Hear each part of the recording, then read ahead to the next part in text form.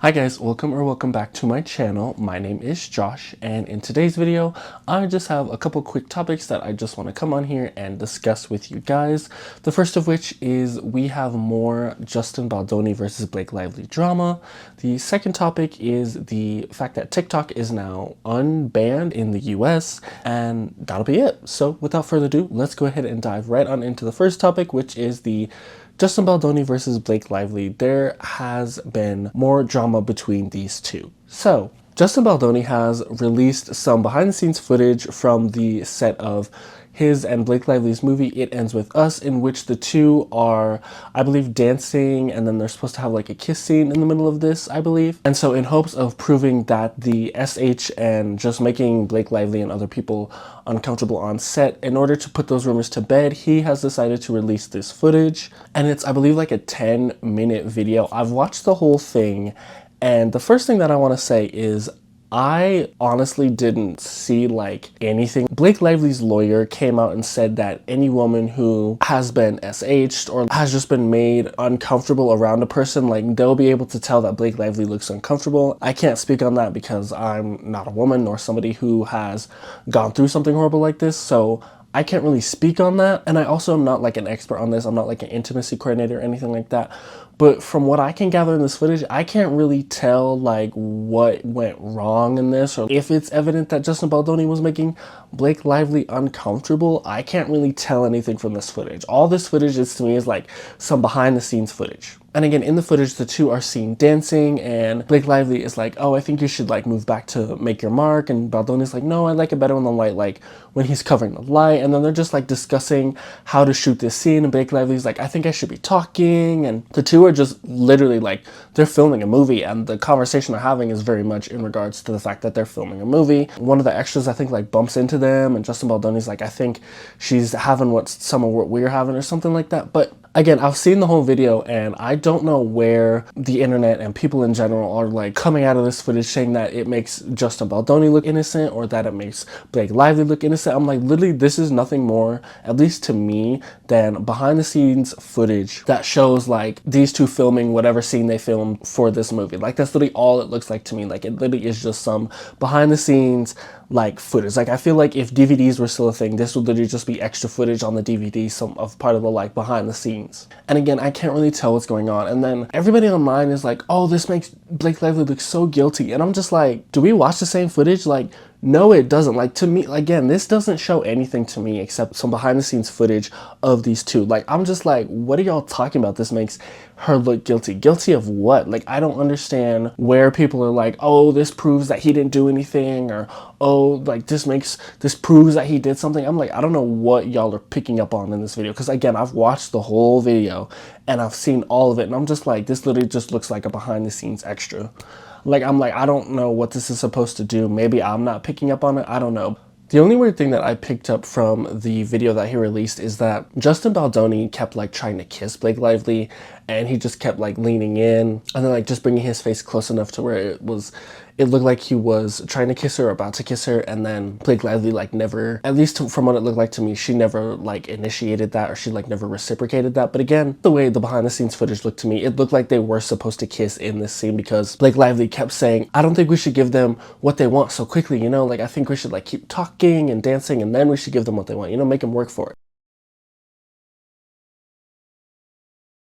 So I do think in this scene they were supposed to kiss, and I guess that's why he kept going in, because obviously Blake Lively wasn't like, I don't want to kiss you, stop, what are you doing? And again, she said in the footage, in the behind the scenes footage, that she was like, we shouldn't give them what they want so early. So I think that this was a scene in which they were supposed to kiss. Again, I'm not sure, I haven't even seen the movie, so I couldn't even tell you what scene they're filming here. But again, at least the way it looked to me, I didn't really see anything that Justin Baldoni was doing that was wrong, or that Blake Lively that was doing that was wrong. Like, to me, again, it just looked like a behind the scenes like extra that somebody like grabbed on their iPhone. Now, some more developments in this whole drama situation is that Justin Baldoni has said that he plans to launch like a website with like a bunch of footage and evidence that pretty much backs up his claim that he didn't do anything wrong, and that this is just a big like smear campaign to ruin his career. And apparently Blake Lively's team has said that they don't want Justin Baldoni to litigate any evidence or this case to the press at all, and that they don't want like the press involved in this situation at all.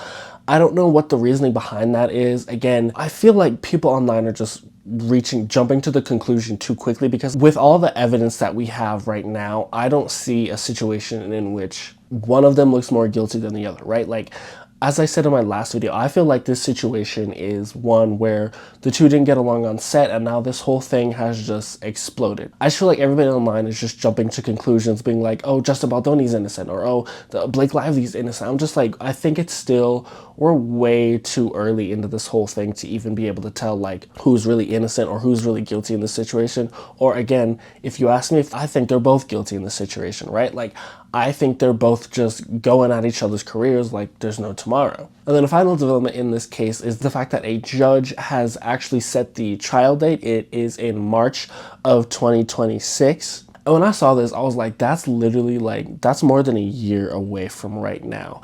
And I think given how quickly this thing blew up and how there's literally a new headline in this situation every single week. When I heard the trial was set for 2026, I'm like, unless both of them stop releasing stuff out into the public and giving stuff to the press saying, oh, this proves that Blake Lively's guilty, or oh, this proves that Baldoni's guilty. Like, unless these two stop doing that, I don't think either of them are gonna have a career worth saving at this point. Like, this whole thing started in December of 2024.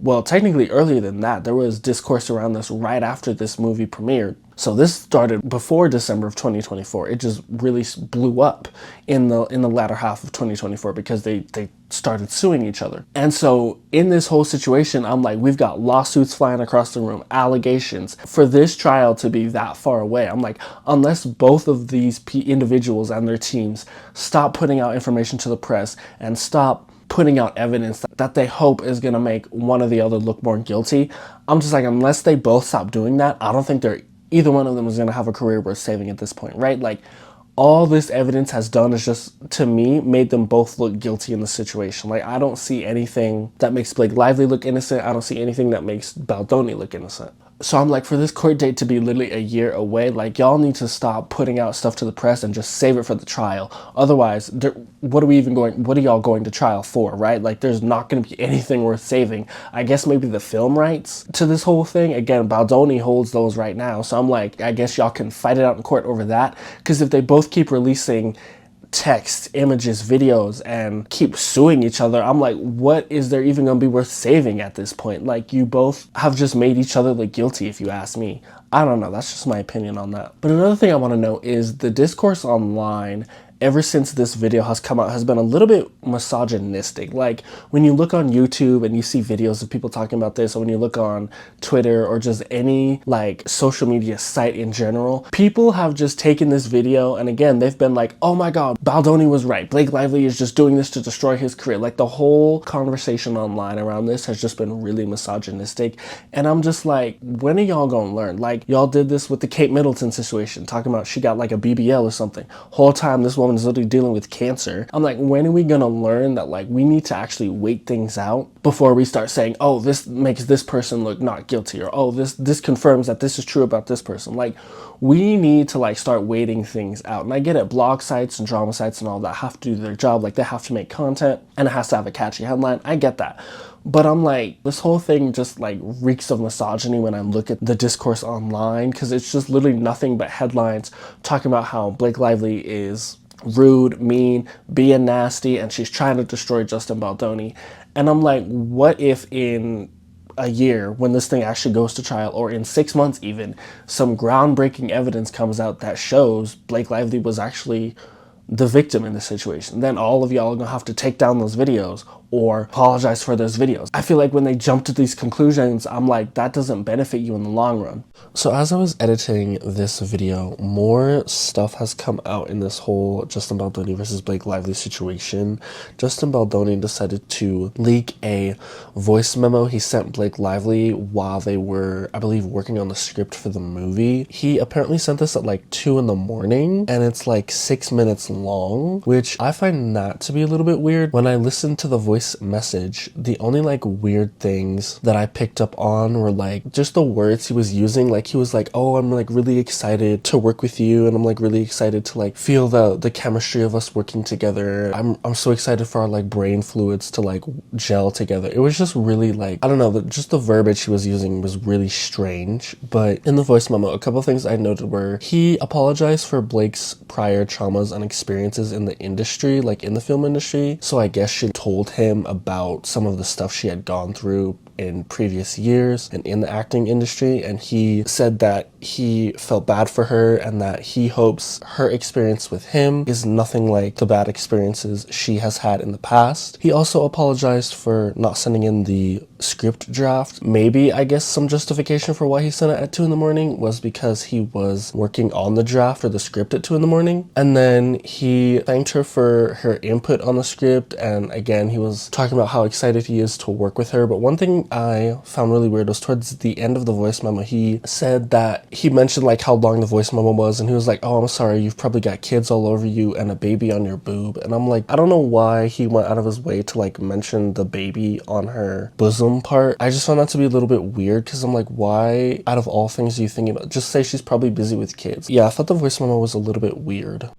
Additionally, Blake Lively and Ryan Reynolds have moved to dismiss Justin Baldoni's defamation lawsuit against them. Jennifer Sloan, his former publicist before all of this happened, she has also filed a similar motion. Justin Baldoni also updated his lawsuit against Blake Lively, and he added in the claims that the New York Times apparently like used metadata. With this metadata thing that he is accusing the New York Times of, in this, he is stating that the metadata from the article that the New York Times published shows that apparently the New York Times started working on the smear article that they published against him apparently as early as October 31st. So he is pretty much using this metadata to support his claim that the New York Times was in cahoots with Blake Lively in launching this article against him, and that it's all part of a larger smear campaign to destroy his career. He also accused Ryan Reynolds of apparently like bullying him with the character Nice Pool in the film Deadpool and Wolverine, which I saw that movie and I don't really understand how that character is even related to Justin Baldoni, because that just doesn't make any sense to me. Like, I don't know why he keeps, or people keep thinking that this character is like supposed to be like a parody of Justin Baldoni. I didn't get that at all, so I don't really understand why he's alleging that in this lawsuit. And then Justin Baldoni has also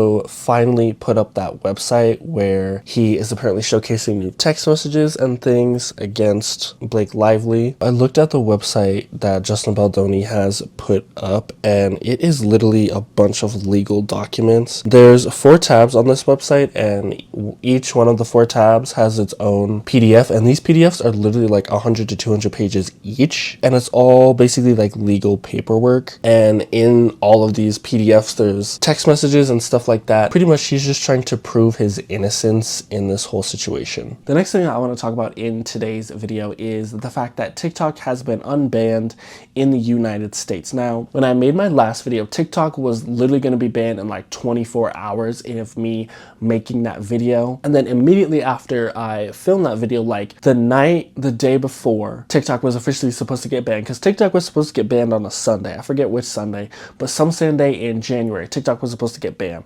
At 6 p.m. on Saturday, TikTok decided to completely shut down its servers in the US. TikTok cut off its servers, and after they cut off their servers, they posted this little snippet saying that they're hopeful that the efforts of Donald Trump can help them bring this app back. You couldn't use the app, like that was all you could see. You couldn't scroll, you couldn't do anything, so all you could do was like close the app. And immediately after that, the internet started freaking out. And just before this had happened, like a few hours before, the Biden administration had said that they will not enforce this TikTok ban, simply because it was like right when Trump was supposed to get in office. It was like right when the Biden administration was supposed to leave and the Trump administration was supposed to come in. But ByteDance, who owns TikTok, decided to shut down the servers anyways. And so the app was down for like 14 hours, I think. It wasn't even down for a full day. But pretty much immediately after the Trump administration said that they were going to like sign an executive order or something like that, the app went back up. They restored services in the US, and the whole thing was over. Like, again, the app wasn't even banned for a day. So I don't even understand why they shut the service down initially. But anyways, after they restored access to servers in the US, they put up another message whenever you open the TikTok app that said, we're thankful to Donald Trump, or like we're grateful to Donald Trump, or something like that. But it was like a message saying that like we're grateful to Donald Trump, or like thanks to Donald Trump for bringing TikTok back. And I have some thoughts on this whole situation. So first of all, as I said in my last video, I can defend like TikTok all the way down. Like, I'll stand 10 toes down in defending TikTok because I think it's absolutely silly that the US government is trying to ban an app out of all things in the year of 2025. Like, what, this is not the most pressing thing that's going on in this country right now. So the fact that they even went through with this thing, I'm just like, this is so unserious. Not only that, but you know, like I said in my last video, for the content creators and the small businesses and the people who make money off of TikTok, I'm like, this is totally unfair to them. And I will stand on that. I'll stand 10 toes down in that. But the things that I noticed when the app was down for those 14 hours, some of y'all were acting absolutely unhinged. Like, there were reports that people were calling 911 when the app went down. People were just acting absolutely a fool when this app went down. And I just want to come on here and say that some of y'all do in fact need this app banned off your phones. Like, you had people coming online saying like, where am I going to get my news? I'm like, what do you mean where are you going to get your news? The Apple News app comes pre-installed on every iPhone. Like, it's not an app you have to go to the app store, sign in with your password, use your Face ID, and download. When I saw people online talking about where am I supposed to get my news, I'm like, what do you mean where you're supposed to get your news? You have, the news app is free. I'm sorry, but if you get your news off of TikTok, we have bigger problems. Some of y'all do need this app taken off your phone. Because are you serious right now? Where are you supposed to get your news? I don't know, maybe the app that comes freely preloaded on your iPhone. Like, have you ever opened that app? Some of y'all, I promise you, some of y'all don't even know what that app looks like. Like, I promise you, if I went into your screen time on your phone, it would say like 0 minutes for the Apple News app for the whole year. The same group of people that we're talking about online, where am I supposed to get my news from? That's the same group of people that when the Luigi Mangione thing happened, they were literally getting out their protractors and measuring the angle of that man's eyebrows against the photo of him in the hotel lobby. That's the same group of people. Y'all can find the most lost media. Y'all be measuring, again, Luigi Mangione's eyebrows online. Y'all can find the most cryptic internet mysteries. Y'all be delving into the most insane conspiracy theories on the internet, finding evidence that doesn't even match, and yet y'all can't figure out where to get your news other than TikTok? No. And then the last part about this whole situation that really just upset me is the whole like political take of this thing, right? Like, I'm not trying to make this political and I'm not going to delve into politics on here, but